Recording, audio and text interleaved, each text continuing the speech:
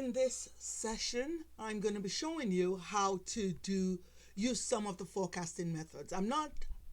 We're not picking the best method. We're not doing anything like that.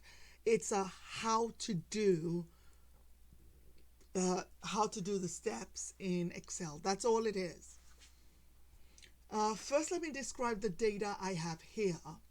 I've got unit sales for a store, and I've got the periods. So the data starts from October 1, 2012, and I have it all the way to August 1, 2017.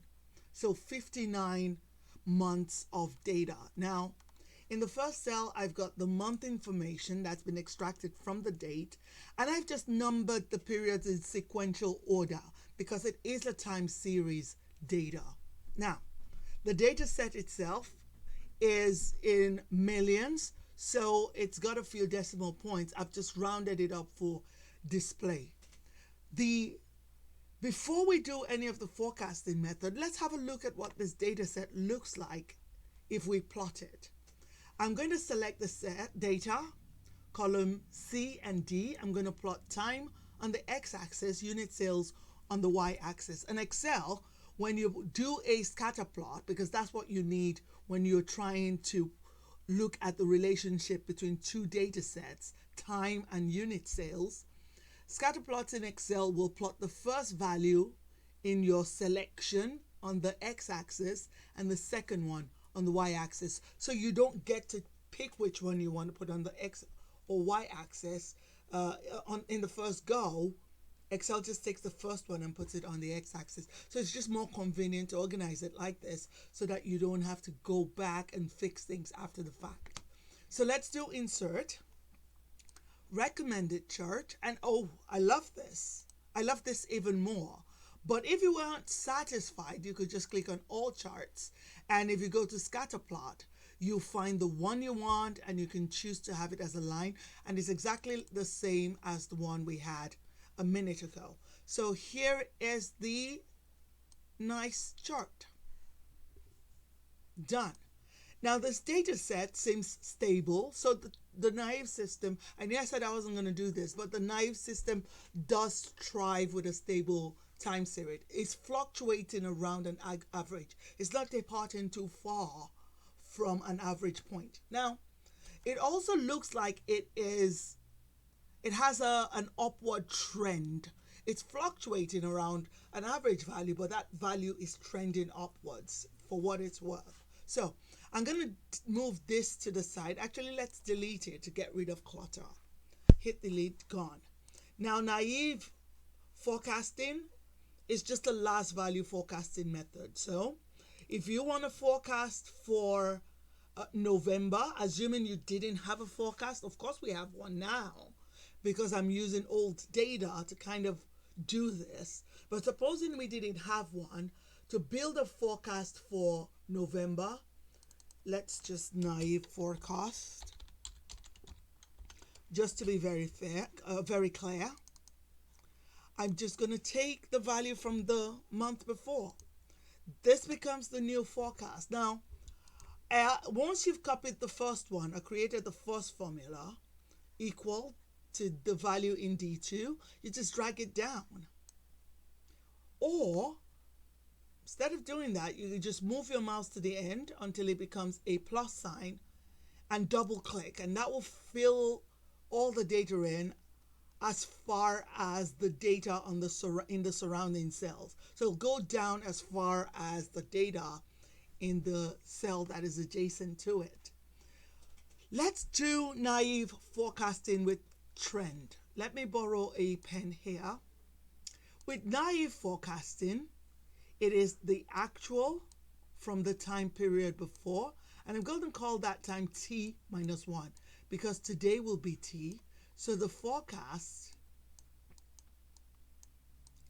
is the actual value from the last period, which makes it equal to a regular naive method. So it's the value you would use for naive method, and the trend value you add in is the difference between the last two actual values. So in this case, if it be the one from the forecast from the time before minus the one from 2 periods before that.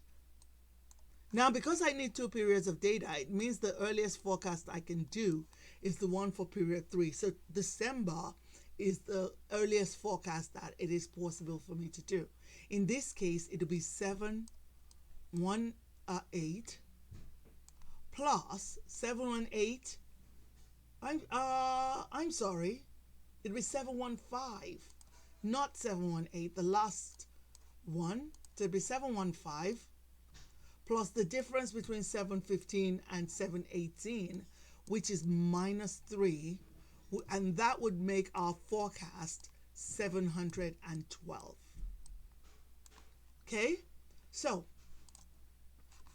let's go back here, type equal to the last actual value plus the difference between that actual value and the time before. As I'm doing this, I'm realizing that it is possible for you to be confused with what we're doing. Oh, I didn't put a plus sign in there. It is possible for you to be confused with what we're doing, right? I'm testing out all the forecasting methods. So these are the various forecasting methods. I'm going to select this data and format it so that it stands out from the rest of the data. Go to the home page. Click on borders. I'm going to put a border around it. Thick borders, and that puts a border around all of these values. I'm going to put one around the header as well.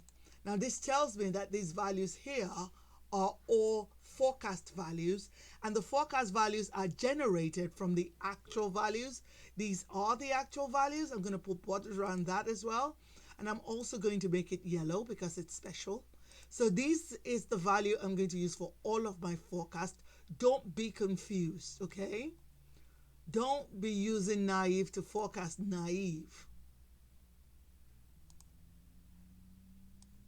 Every time we're going to building a forecast, we're basing it on the original actual values. So I've got this formula all sorted for the first one. Now I'm just going to move my mouse to the end and double click and fill it in all the way to the bottom. And of course, in doing that, I've just overrode my formatting down here. I'll fix it in a minute. Now let's do naive with seasonality. When we talk about naive with seasonality, we are using the season before to forecast the current season. So I'm going to assume that the seasonality inherent in this data, which it's not, but I'm going to assume that the seasonality that is in this data set is 1 year behind. So same period, a year behind. I'm going to click on October 2013 and use October 2012 to forecast October 2013. Done.